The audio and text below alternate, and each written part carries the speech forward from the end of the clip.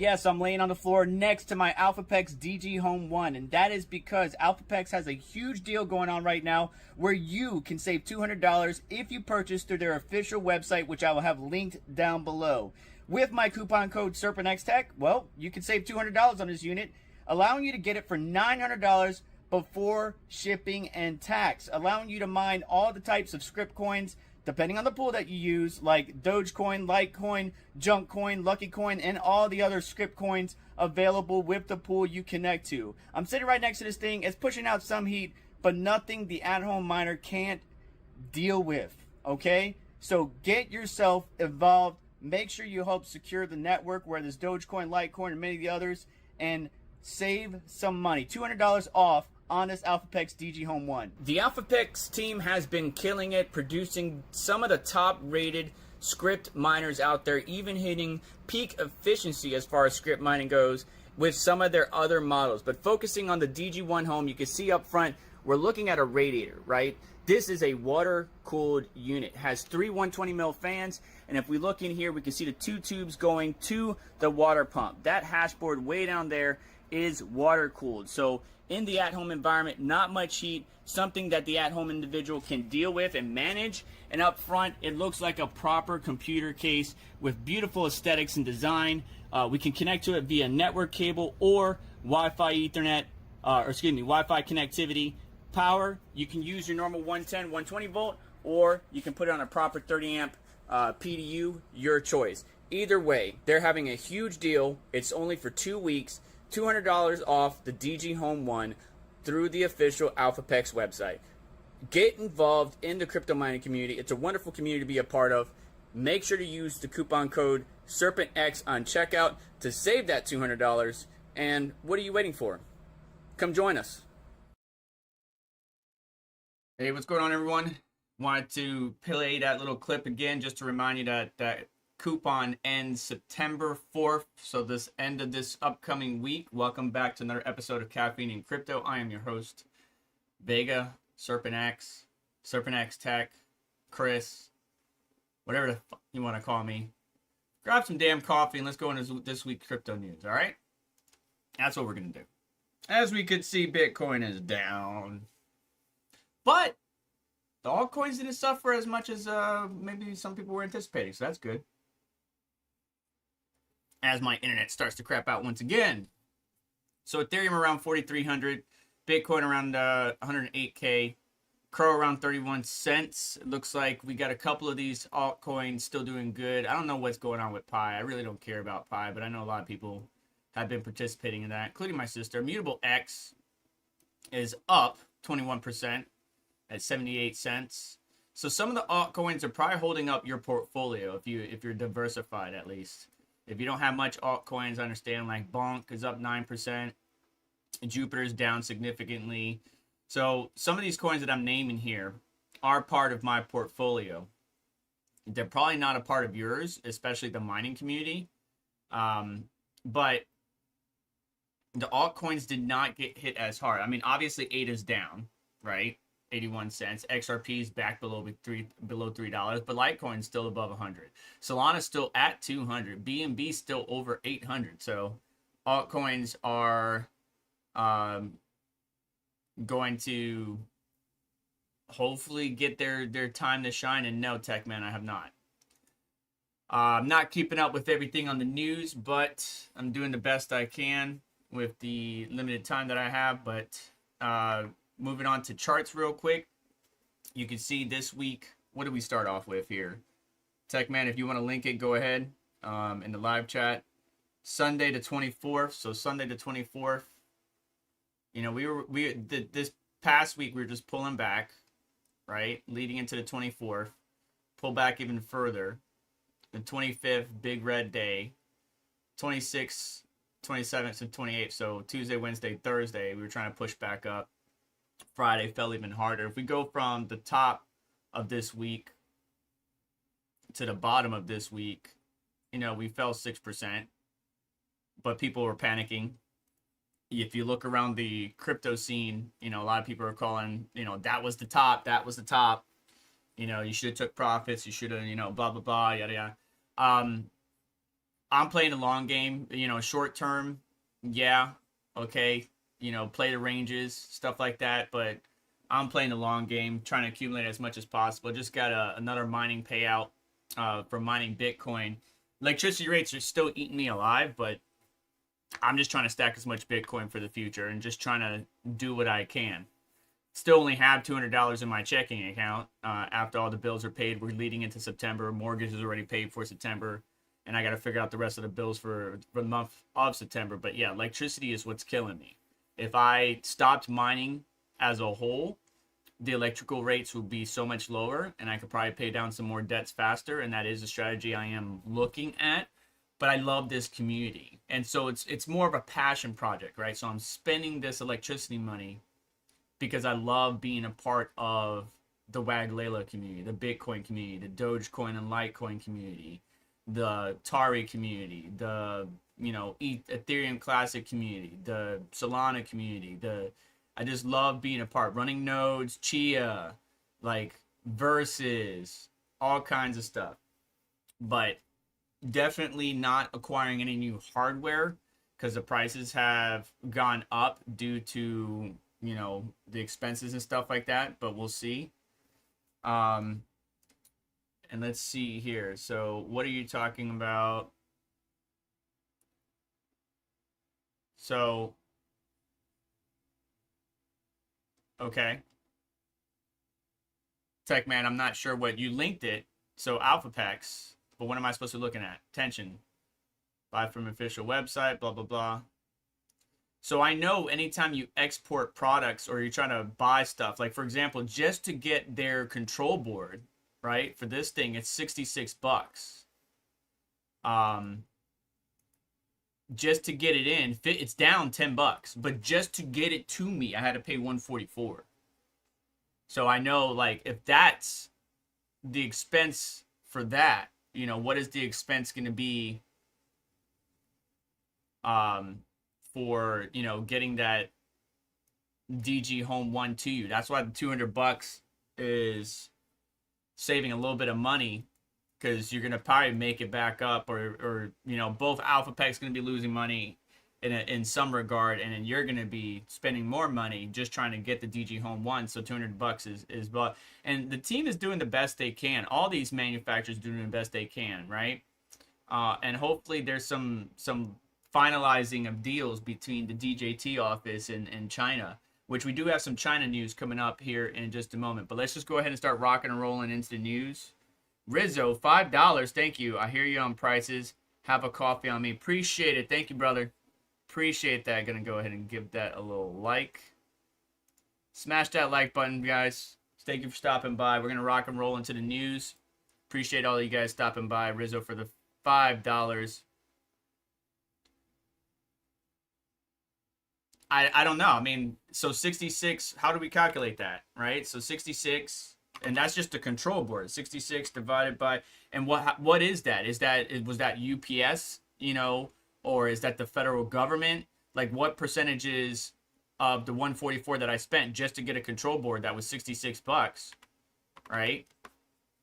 That's a 45%, right? 66 divided by 144 is 45%. So that's what? 50,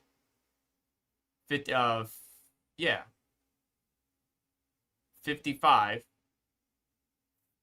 So 50% that's 50%, but like that doesn't make any sense. And I don't know what part of it was USPS or UPS and what part of it was, you know, the federal government and stuff like that. The problem with tariffs is when prices get raised, and I'm not a tariff expert, and don't look to this channel to be that, but the problem is if I'm buying a piece of aluminum, let's say if I'm buying Inconel, right, or 6061, whatever, and the part normally costs 120 bucks, but it's now 178, and then before it gets to me, I have to pay the shipper whatever fee. Like, what part of that is the federal government? What part of that is the price being increased by the manufacturer because they're getting hit with these tariffs? And what part of that is, you know, customs or whatever it costs, blah, blah.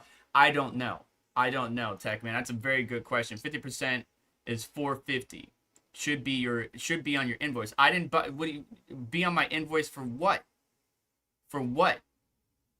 I didn't buy the DG Home 1.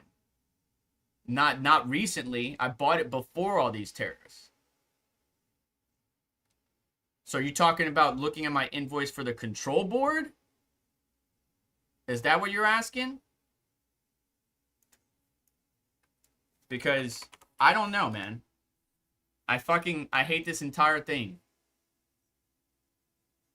Like, it's stupid. I know we don't want America to get screwed and shit like that. I understand it. But, like, I'm already broke and you're making things harder for me to fucking get. So, I don't give a shit. So, alright. I got the control board up. It cost me $61. I don't want to show you the damn invoice. Yeah, I don't see anything. I see a total price, a shipping fee, and that's it. So I'm not sure what you're looking. What is the answer you're looking for, sir? I don't know. I don't know what it is. The shipping fee was $83, but what is that for? Like, that's what my invoice says. I don't see, it doesn't say tariff on the invoice, Tech Man.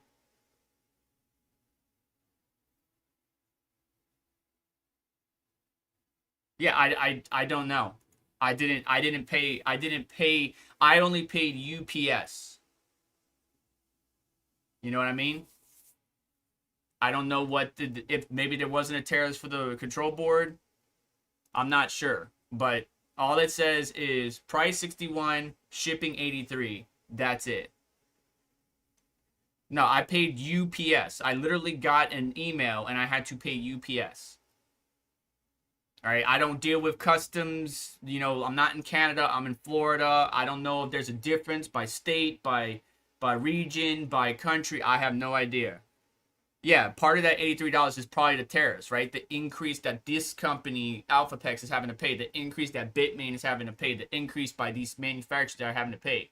But they can, and not saying that they are, I'm just saying that they can. Let's say that they're saying, oh, we got a tariff, we got to pay 20% on this new metal now that we're ordering to stamp out the frame for our computer case. So we're going to charge you, what we should be charging you is $25 extra, but we're charging you $50 extra so that way we can increase our profit margin, because those companies need to have a profit margin.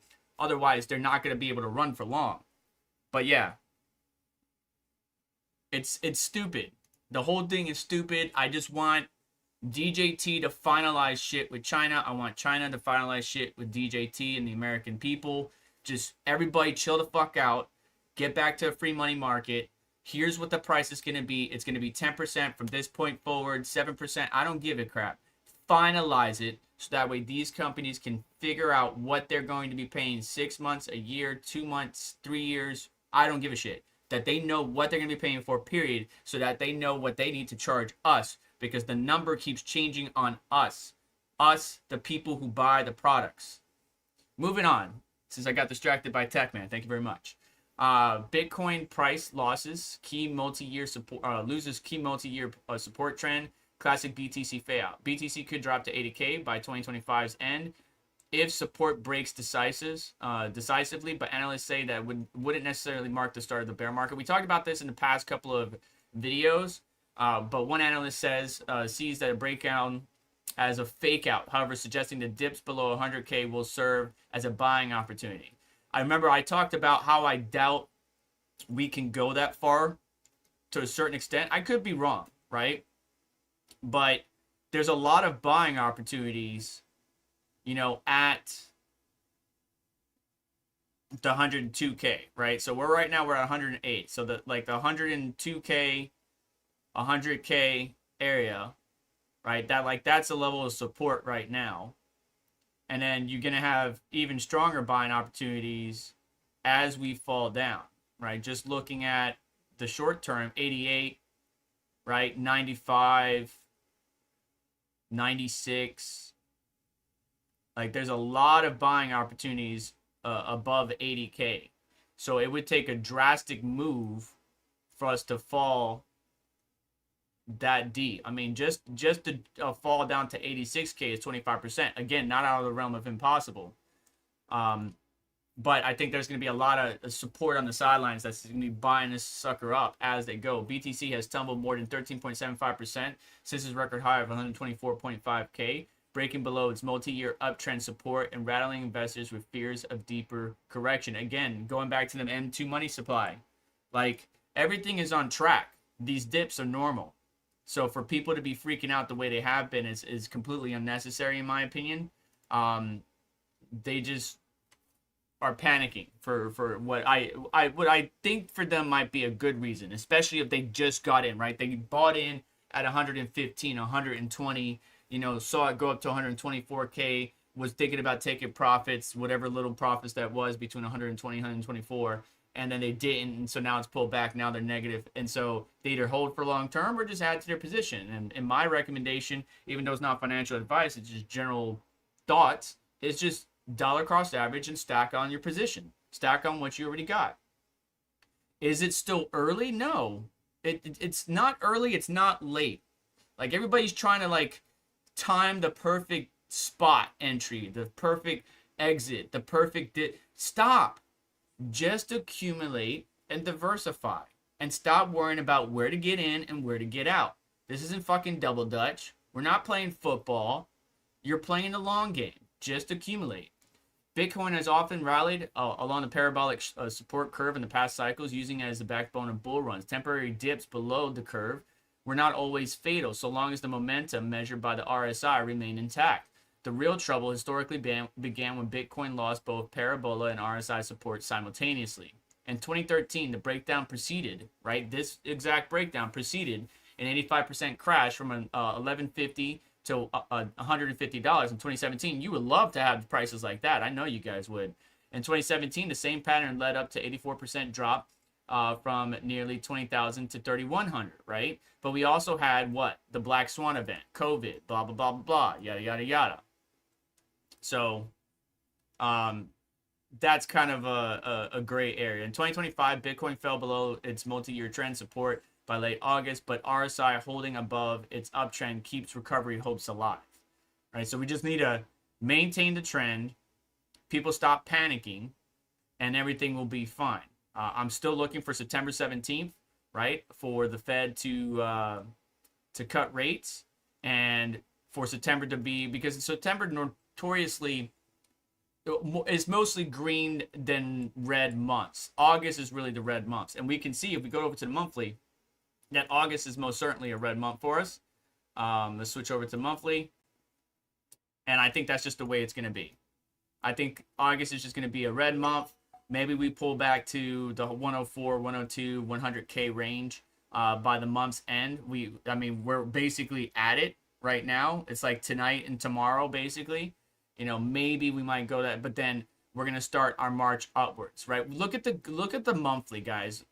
April, May, June, July, we're all green. We can only go straight up for so fucking long. It will be okay. And I know I'm not talking to you guys, the people that are watching this live right now. I'm not talking to you guys. I'm talking to the average individual, the person that's listening to some other the crypto personalities that are panicking and saying that was the top, that was it, it's all over. Just everybody calm down, right? Everybody calm down. Everything will be just fine. Play the long game. Even if we did fall over here down to, look at the support level around 95, 94K, right? Even if we did fall, let's say September, 97 is my bottom. 97, top of 96K is my bottom for September. Right? And then if we go beyond that, my bottom for October is 100K, right? So there's too much good news happening and too many people sitting on the sidelines wanting to buy and accumulate Bitcoin that I don't think it would do what some of these analysts or enthusiasts are expecting, okay? So everything will be just fine. Bitcoin traders, BTC must close the week above 114K to avoid ugly correction. This was August 29th, right? So we did close, but we didn't close above the target that they're mentioning, right? So we're talking about the monthly, we're talking about the let's read that. Well, Bitcoin needs a weekly close above 114K to avoid a deeper correction and reaffirm its bullish strength.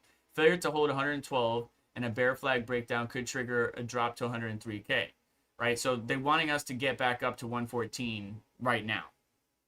Like right now. Is that doable? I mean, last night we were climbing back up to 111, I think, 112K.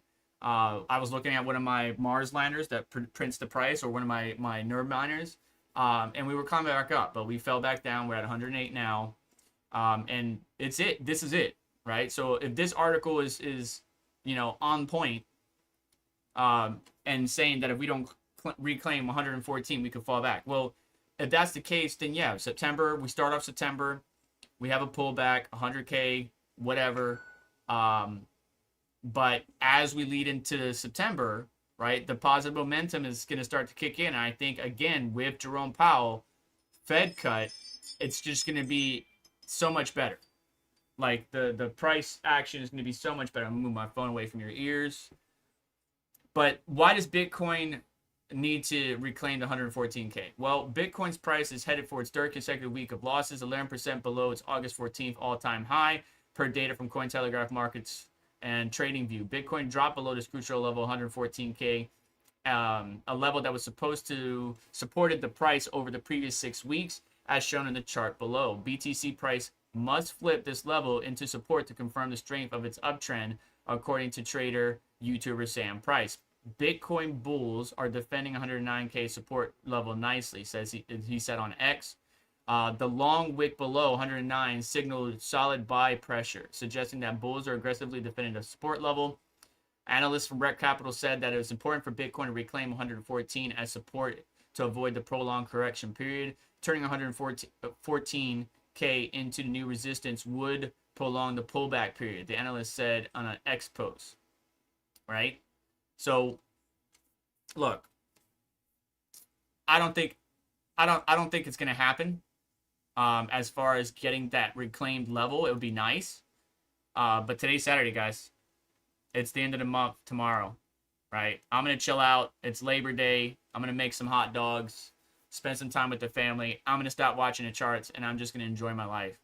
But yeah, I mean, to get back to 114K, if we're looking at this chart, that there's a huge level of resistance now, a huge level of resistance that we have to break through. But I don't think that if we don't reclaim 114K, that it's the end and we're gonna pull back even harder. Yeah, we can pull back 100K, 98K, whatever it might be.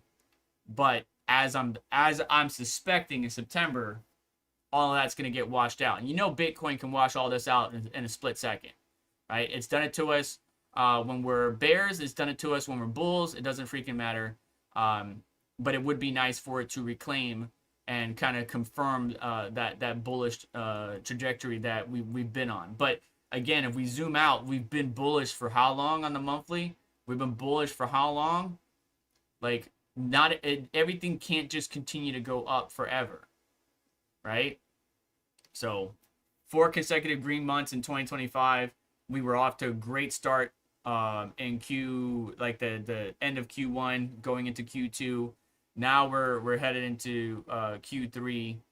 Like, there's going to be some chop, but I believe by the end of 2025, you guys might be shocked. Now, I did say I thought August was going to shock us, and what my expectation was that we were going to make a new all-time high, and we did do that. Not much of a new all-time high, but we did make a new all-time high, and then proceeded to pull back significantly. So August did surprise. I didn't say shock. I said surprise. Did surprise us, just not in the way that I was really, really hoping for. Moving on, before we check the live chat, hang on to your questions. Make sure you @ me or send a super chat if you can afford to do so. Unless you're tech man who likes to distract me.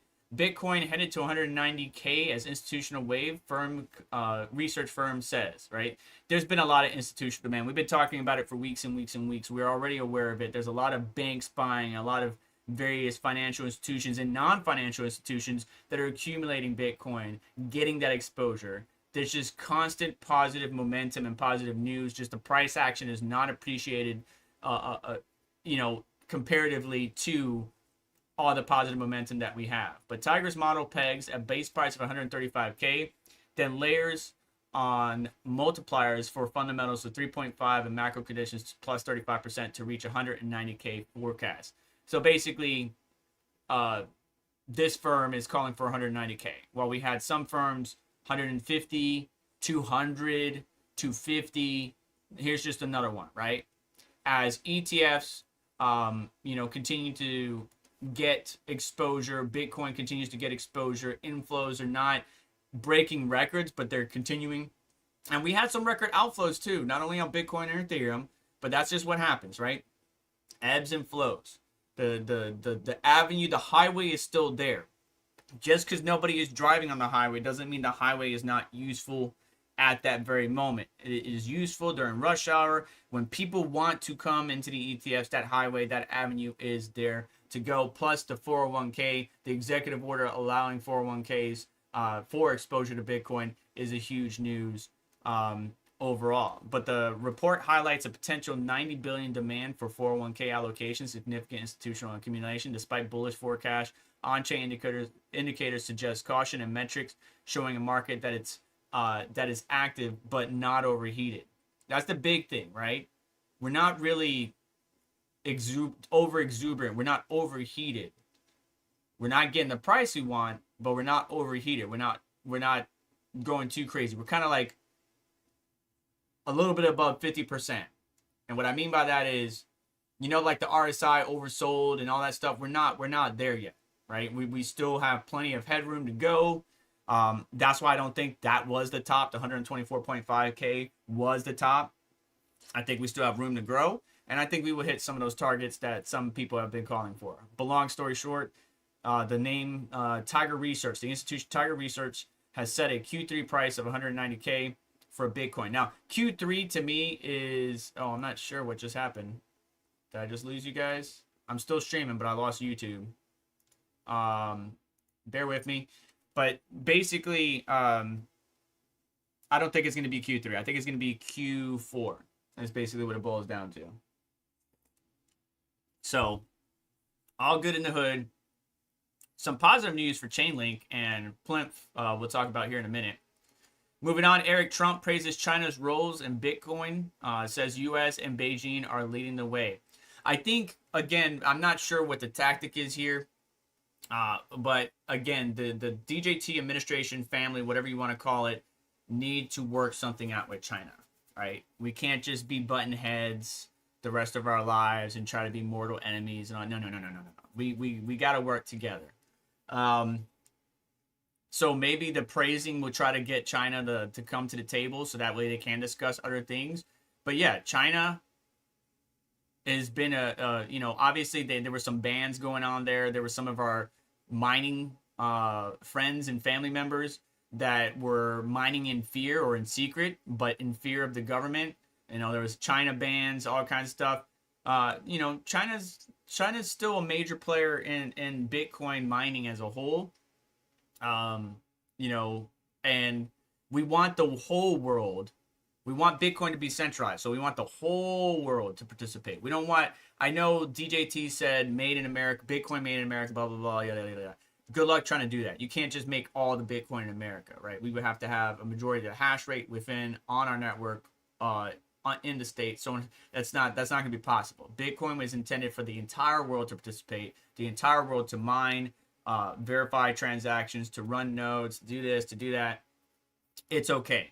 It's okay that China's participating. It's okay that Russia's participating. It's okay. Now, where the bad things happen is where maybe major government bodies are concerned that bad actors are using these avenues to circumnavigate sanctions or to fund their exploits, whatever it might be. I understand that. But usually, with Bitcoin and some good chain analysis, you can track who's doing what, which is why people can say, oh, hey, this hack recently went and funded Lazarus, or this hack went and funded blah, blah, blah. So you can do that. Like, Bitcoin is not a privacy chain. It wasn't meant to be a privacy chain, but it's meant for everybody to participate.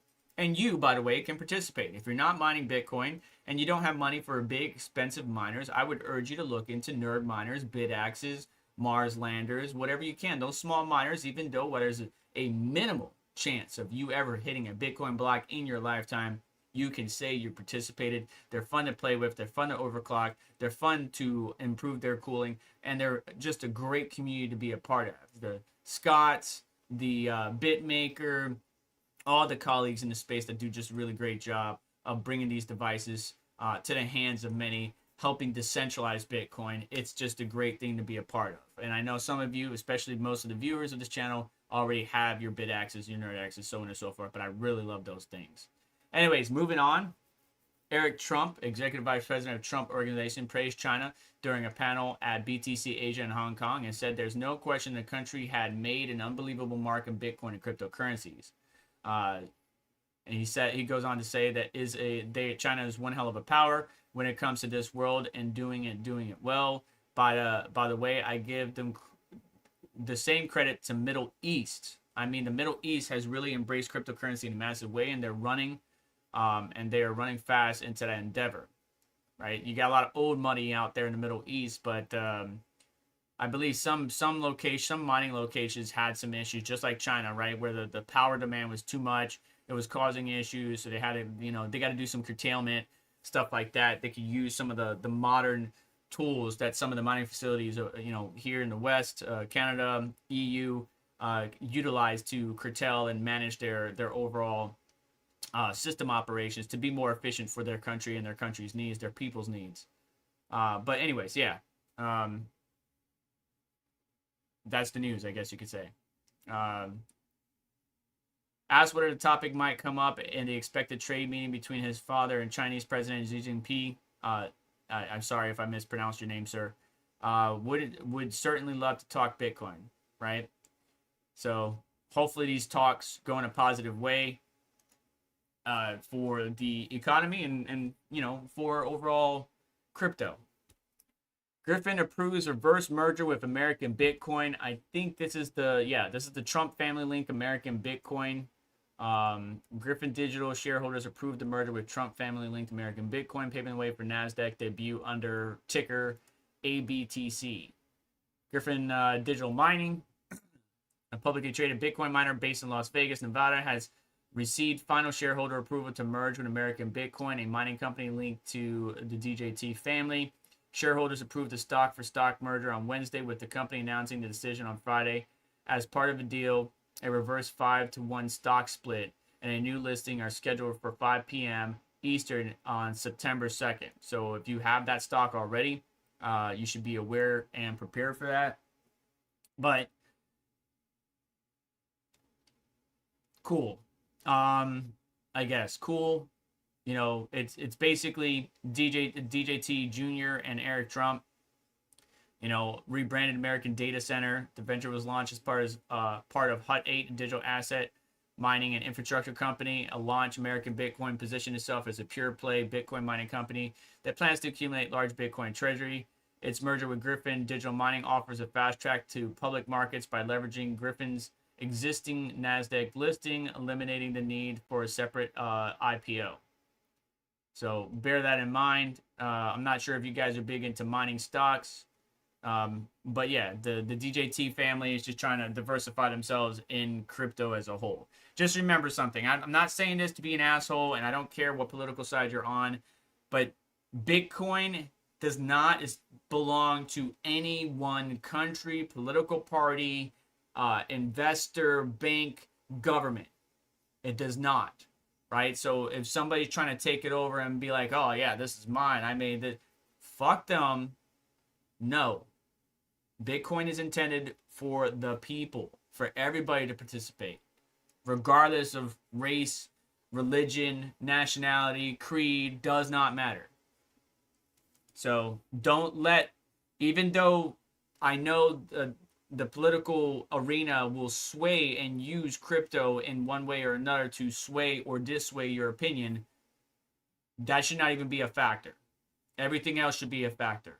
What are their credentials? What do they do? Do they accomplish what they're going to say? Are they a liar? Are they trustworthy? All the other factors that make a person good or not should be the main reason why you're voting for them. Don't let them use crypto, especially Bitcoin, as a way to sway you. Moving on, Bitcoin miners, IREN surges 14% as BTC driven quarter AI play. So it looks like we got them they posted a quarterly revenue of 187.3 million and swung back to profitability with ramping up GPU capacity through a new Nvidia partnership fueled through AI growth, right? So some of these operations data centers, allocated a specific location, space in their environment for GPUs. They got rows on rows of servers that are running these AI compute workloads, and it's helping offset some of the costs, right? Especially for GPUs that aren't as profitable mining crypto straight up.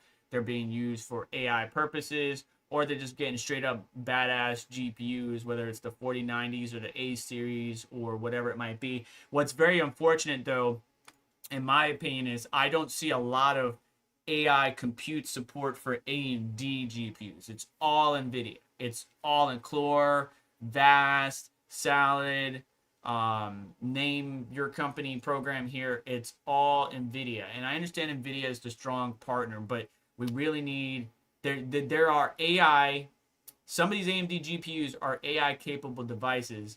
It's just people haven't developed a program for it yet, or at least a program that is worthwhile. So I would like to see people, open up that support for AMD GPUs. So Rizzo says in the live chat that another thing to look at is gold. It hit another all-time high. I think I have gold on in TradingView. Let's see here. Yep, sure enough. If we look at the monthly, look at that, right? You can't go wrong diversifying yourself in gold either. I personally, just to let you know, I own some gold. Not a lot, but I own some pieces of gold. Real estate, cars are paid off. Some cryptocurrency, right? I'm building, as I said, and many people that watch this channel already know, I'm building for the future of my family, all right? Because I wasn't given shit growing up in the Bronx. My dad did the best he could. He did a damn good job before he passed away. And the timing of when he passed away after everything he accomplished was just that was huge. You guys don't know the story, but the timing of him passing away and him accomplishing what he needed to do to get mom, me, my sister settled before he left this world, he couldn't have done it better in timing. It sucks that I lost him, but the point being is my dad was a good man. My stepdad is a good man. And I'm taking the best of both worlds and trying to do what's best for my family now, right? You need to be working for you. If you don't give a shit about the people you live with, your children, your loved ones, I don't know what you're doing, but they're your legacy. So you need to scope them and try to build your family to be better than what your family was when you grew up, right? Don't be like your dad. Don't be like your mom. Be better than your dad and your mom. But yeah, gold is looking pretty good, sitting around 34, 46. It did a recent all-time high in April. It hasn't broke that past all-time high, but it's still on track, so it's looking pretty good. But yeah, so Iran's AI expansion reflects a broader industry trend. Bitcoin miners continue to navigate the recent increase in mining difficulty that has driven up energy use and squeezed profit margin, forcing many of them to adopt more efficient equipment, find cheaper energy, or expand into AI, which is why you're seeing a lot of AI. But Nvidia is obviously taking to some of these companies. They won't come to you and I and offer GPUs for free, but they're going to be going to some of these companies and warehouses or whatever and working out some type of deal. They're not getting it for free, but working out a significant deal to where they're buying X amount of GPUs and so on and so forth, to kind of diversify their overall setup. Why does this Prius have a wing on it? Do you guys see this right now? Okay, let's read this. Irene talks a big game of its HPC plans, but ultimately seems entirely disinterested in actually doing what it takes to compete in the space. Look no further than Irene's own financials. The company has spent less than $1 million per megawatt to build out its existing footprint and tells investors it will complete the Childress build for a similar sub $1 million per megawatt figure. Meanwhile, leading operators, analysts, and experts all confirm that the true cost to develop an HPC-ready data center is 10 to 20 million per megawatt. To analogize, Irene claims that it's set to win the Monaco Grand Prix, but arrived on track in a Toyota Prius. That's hilarious. That's hilarious. Whoever put this article together, thank you. Thank you for that analogy. Thank you for that analogy. So we'll see. We'll see. But we've seen other companies do the exact same thing, right? We've seen other companies do the exact same thing.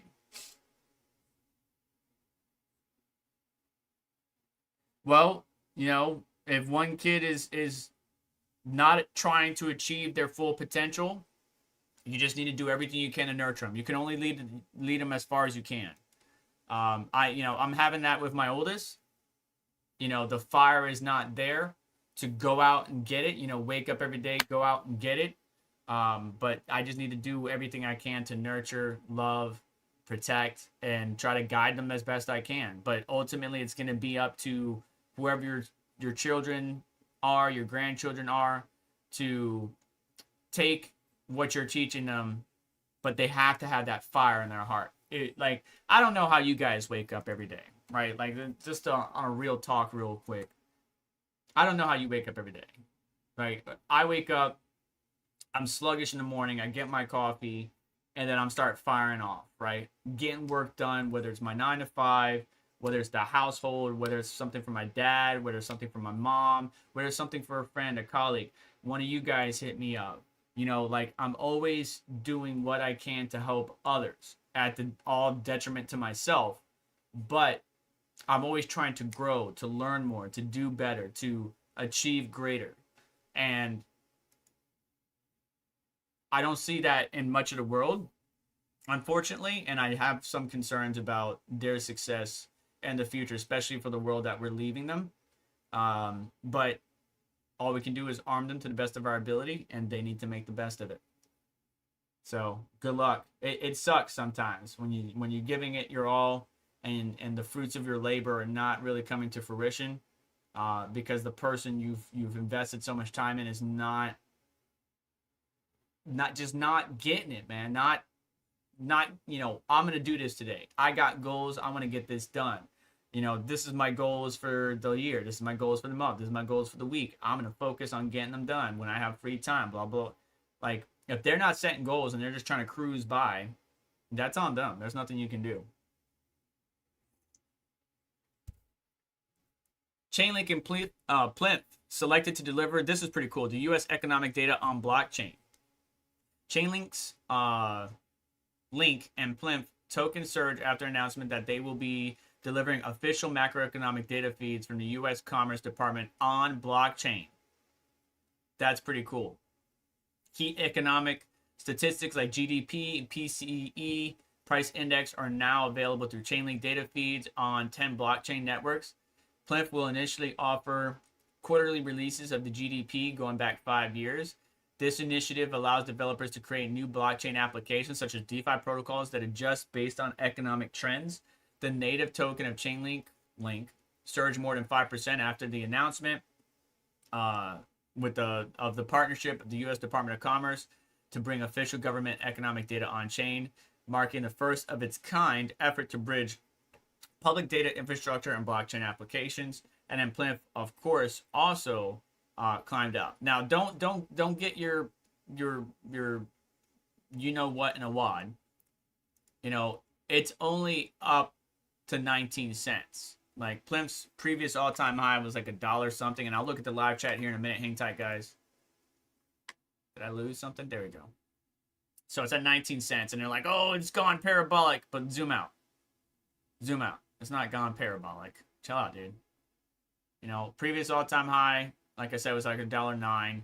And of course, if we zoom in, yeah, it went parabolic on the short time frame, like but it went from 11 cents, maybe a low of almost 10 cents, to a short-term high of 24 cents, and now it's at 19.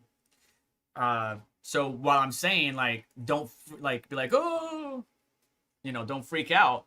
I still think this is great news, right? Key macroeconomic statistics from the Bureau of Economic Analysts, such as the real gross domestic product, or GDP, the personal consumption expenditures, a PCE price index, and real final sales to private domestic purchasers are now accessible on-chain through Chainlink's data feeds. All right, that data could be useful. Tracking could be useful. And see, this is what the government needs to understand, whatever country they're in, is if you move some of these services to blockchain, like, it's set in stone. It's set in stone, depending on the blockchain, right? Obviously, you can edit the data on some chains you can't. Like, once it's there, it's there. But, like, if somehow they were able to get how people vote on blockchain, so that way it's more secure and it can't be duplicated, and people can't, say it's falsified or use people who passed away to vote. Like, if there's a way to get that shit on blockchain, I think UPS was talking about tracking shipping through blockchain. If we can get a lot of the services on blockchain, I think that's gonna be huge, right? That's gonna be huge for the rest of the economy, right? Tracking like VeChain, tracking what's legitimate, what's not legitimate, right? Stuff like that. So having that economic data, I think, is gonna be it's gonna be awesome. It's gonna be awesome. Matter of fact, I'm gonna go look at Chainlink's price here in a minute. We only got 3 more articles to go over before Red Panda Mining goes live. I will be redirecting you guys over to Red Panda Mining if you are on YouTube. So just hang tight for me. Don't leave just yet. So we've got some Ethereum news. Ethereum exit queue hits record 5 billion as they lost a lot of outflows.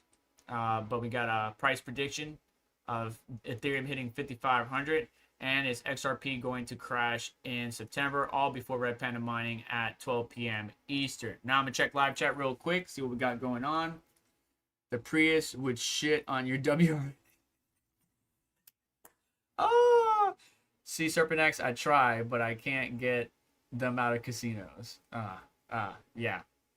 If they're in casinos spending... Well, some of them do pretty good. My wife does pretty good, but she's not in it 24/7. Rizzo says, I recently started going to the gym with my 15-year-old. She is super into it. Good. Get your youth. You want them to that moment, right? When you're older and you're looking at your children and they're fucking trying to bow up at you, right? You're just like, bro, I'll knock your ass out, baby. Chill. But when they get older, right, and they get stronger, and now they're like, I'll still knock your ass out, but it's going to be a little bit harder now. And then that one day when they finally surpass you, you're just like, props, respect, go get it. You want them to achieve more than you, to be greater than you, right? But they need to have that. Like, I have no problem with the second oldest. My oldest, still working on. My youngest, I ain't worried. All right, Rizzo says, my father has the same sacrifice as you. He grew up migrant farmer and then became successful. So I wouldn't say my dad was successful, but successful in achieving what he needed to do for his family, knowing he was going to die soon.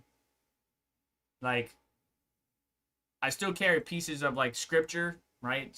Bible scriptures he wrote down on an index card. And sometimes I just pull one out and read it. And it sometimes pertains to what I'm dealing with at that moment. And it gives me hope. I don't have it in this desk right now. But yeah. My dad, he did work on the QE2, the Queen Elizabeth II, as a network operator. So, ships back in the day, communications is very important, especially if you're the QE2 going between New York and England, right? What happened to the Titanic? Iceberg, boom, down, right? So the QE2 at that time was one of the largest cruise liners to ever set sail. And, he worked with the team to make sure comms are going, the ships talking with the harbors, with other boats, like just comms, communications. But his office, the IT office that he had, I wish I could just take the picture out of my head and give it to you guys, because it was amazing to grow up in that world and see how far technology has come. Which is actually one of my statements on the channel. Yeah, don't forget to hit the like button. Says Sherm, Scrollmaster, Government budgets. Move everything to Zephyr, says says Putz.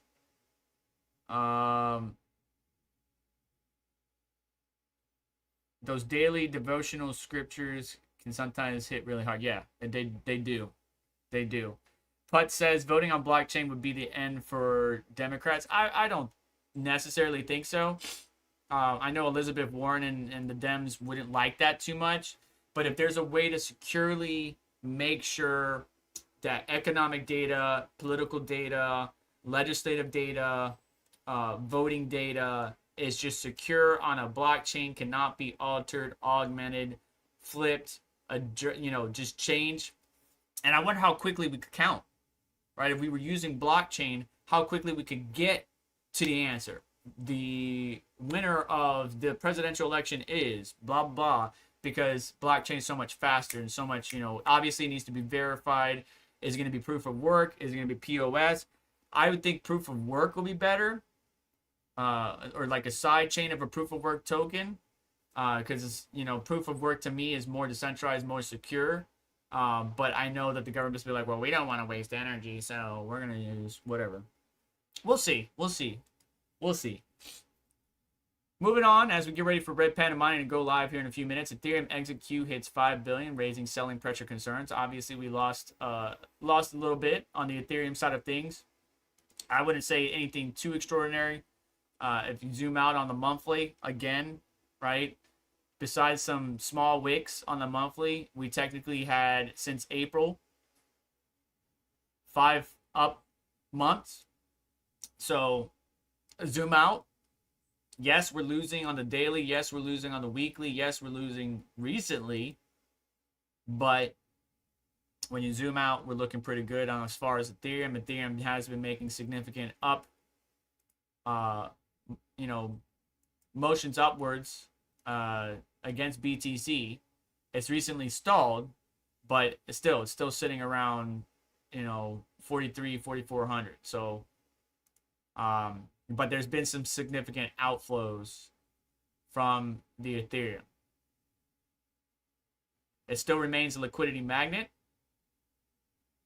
for the crypto industry, with ETH futures open interest nearing 33 billion, signaling solid institutional interest, according to a few digital specialists or analysts. Standard Chartered reiterated that ETH and ETH treasury firms remain undervalued even at these levels, projecting a $7,500. So we got Ethereum possibly hitting 5,500. We got Ethereum hitting 7,500. Those will both be significant, especially if you're hanging on to what little Ethereum you have. But yeah, while sell pressure is increasing, we're still seeing some positive key indicators like Ethereum price, action, spot, ETF, inflows, just steady growth, right? That's what you want. You just want steady growth. Yes, there's going to be days where we hit record sales. There's going to be days where we have record buys. There's going to be days where the RSI is going to be overstretched or overbought or oversold. And yeah, there's going to be pullbacks. There's going to be ebbs and flows. But if we all zoom out and look at the project as a whole and what we want to really partake in, do you guys care about Ethereum anymore? I know a lot of the miners don't, but do you? If you're not a miner, you never were a miner, do you like Ethereum and do you have Ethereum exposure? Let me know in the comments on X, on Twitch, in the live chat, wherever you are, even if you watch this later on. I'm interested to know. If you can't comment on Twitch or X, then just send me an @ on there.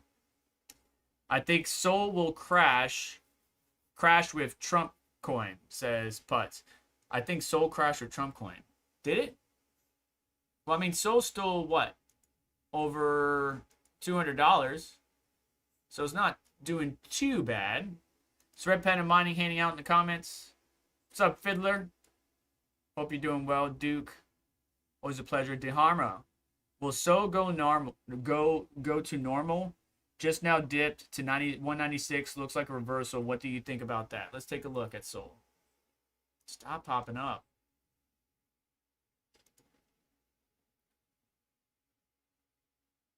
So on the daily, Yeah, 194 is definitely looking possible. Let's switch over to the shorter time frame, 4 hour. Okay, yeah, we're breaking down. 196. So we broke out of 200. We needed to kind of maintain that 200. But it looks like we're trying to, right? There's a lot of buying happening, trying to keep us above 200. Yep, we just went back over 200 now. So yeah, we went down to 196, but somebody's trying to keep us in that 200 range. But we're having a severe breakdown. Let's zoom back out. We're having a severe breakdown right now. So Friday, August 29th. Let's see here. Yeah, really since Friday. We were making a higher high and we're making a higher low on the 4 hour. Let's look at the daily. Nah, bro, we're good. We're good. We're good. I think we're good.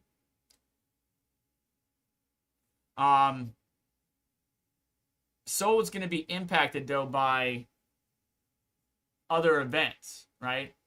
If for example Ethereum starts to crash and gets down to $4,000 again, you're going to see Solana go back to 167, 175. I don't really think it's a reversal. I just think that, you know, everybody's pulling back since Friday. But I think we'll maintain 194. If you see us get to 196 again and break below 196 or 194, I'm not sure what your position is, but go ahead and set some stop losses at 186, somewhere in there. But in this case, right, we're still putting in higher highs and higher lows.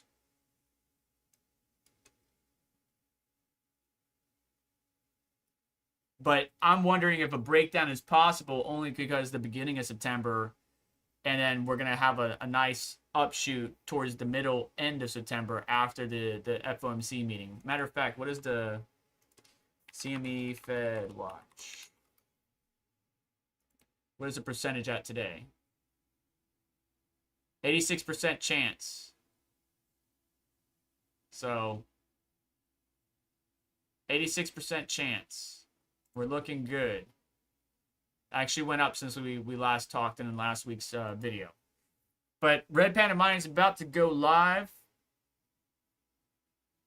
I hope you guys, I sold off at 211, buying back at under 190. Solana couldn't handle the massive launch of Trump coin.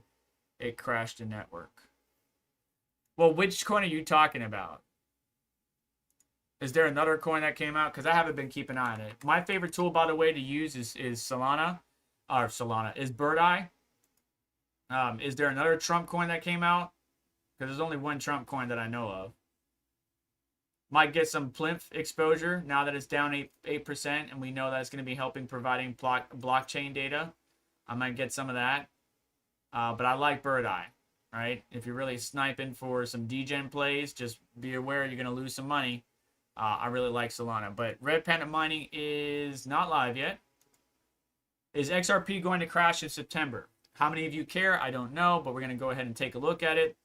XRP is on course to finish August in losses, raising worries of potential bearish continuation in September. Everybody's down right now in August, so I really wouldn't read too much into it. Anyways, losing $2.80 support could accelerate XRP selling, and technicals warning about a 25% drop ahead. XRP has dropped more than 22.3% in the past month after peaking near $3.66, putting August on track for losing close.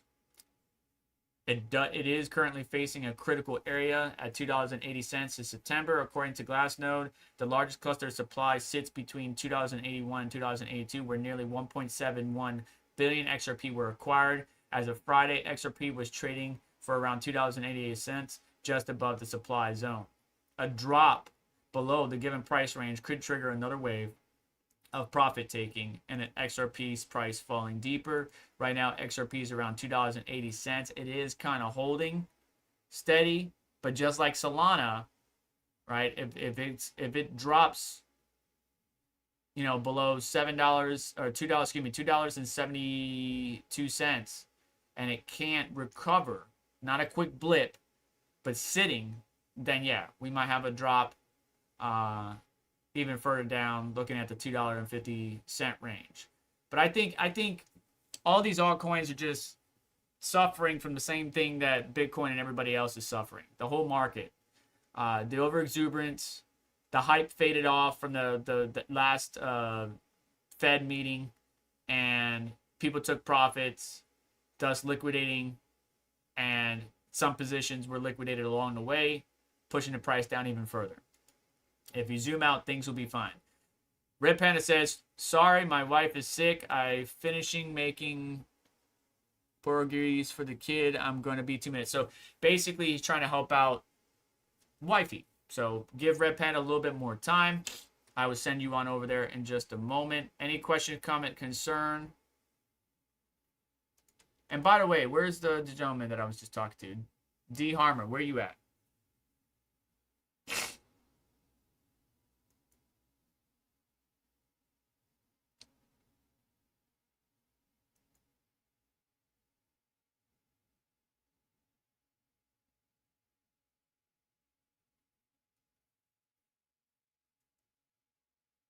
All right, no question, comments, or concerns. Sweet. Let's go find something to do. Let's go find something to do. Oh, I meant to leave that open for Red Panda. I know what I'm going to do. Let me make sure, is my desktop audio on? It is, but I'm going to mute it.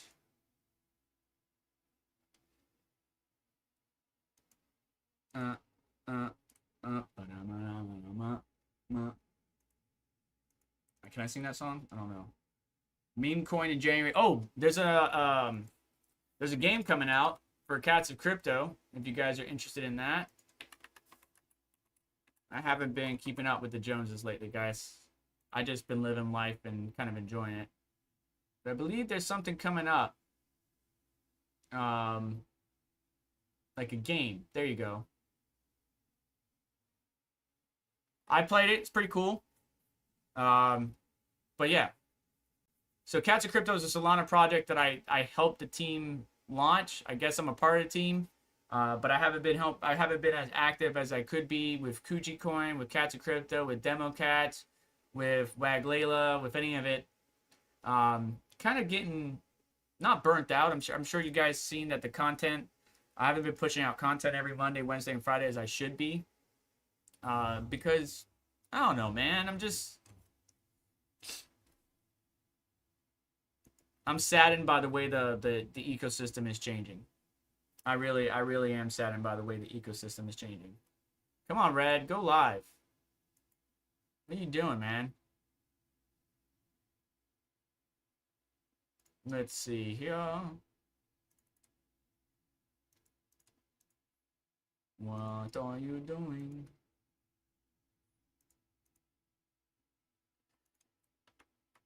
You guys can ask questions while I'm chilling. I'm waiting for Red to go live. Rizzo, $5, gold ETF up. Have another coffee. Thank you. Wait, did you really send me another $5? What the heck? Rizzo, why did you do that? Stop. Appreciate it though. Thank you. Yeah, I'm waiting to send you guys over to Red Panda. Because I'm going to do some stupid stuff. I'm set for Battlefield 6, October 10th. I look forward to it. But other than that, I'm going to change the oil on the Subaru. I'm going to change the oil on the TL. I might not be available September 20th, just to let you guys know ahead of time. September 20th might not be a Caffeine and Crypto. I'll tell you why later on. And I'll push out content as soon as I can. Oh, there's Red Panda Mining. There's Red Panda Mining. All right. So you guys can head on over there and have yourself a wonderful day. Good luck, squirrel. Why still not? Putz, I think you're trolling me. But let's ask AI mode real quick. Why does the Solana network keep crashing? There you go, Putz. The Solana network has experienced outages congestion primarily due to software bugs, transaction spam from bots, and design philosophy that prioritizes security by halting the network in case of critical failure. Key factors: software bugs. A number of outages have been tracked back to client-side bugs or issues with how validators process blocks and achieve consensus. Infinite loops. A bug caused an infinite loop in just-in-time complication cache led to a 5-hour outage February 2024 as validators became stuck by trying to process a single block.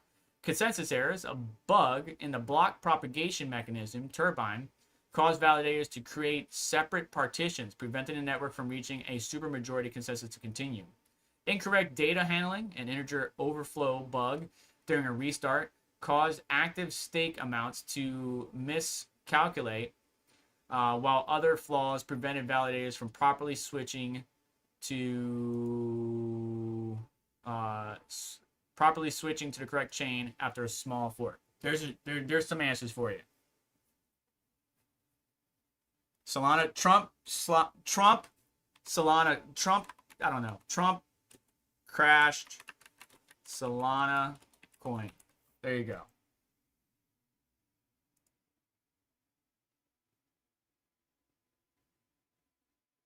Look, and now my browser's crashing. Trump crashed my computer. All right, you guys go head on over to Red Panda Money. Thank you so much for stopping by. Much love, respect. Take care of yourselves. I'm going to chill out for a bit, grab a NOS, and I will talk to you later. Make sure to hit the like button on the way out. And don't forget about the AlphaPex thing. $200 off. Terrors suck. Prices suck. But if you want a miner and you want $200 off, go check it out. All right, hit that like button on the way out. Get subscribed, hit notification bell to stay up to date. So let's check out additional links in the description. That will support the channel and what we do here. And you have yourself a wonderful day. Take care.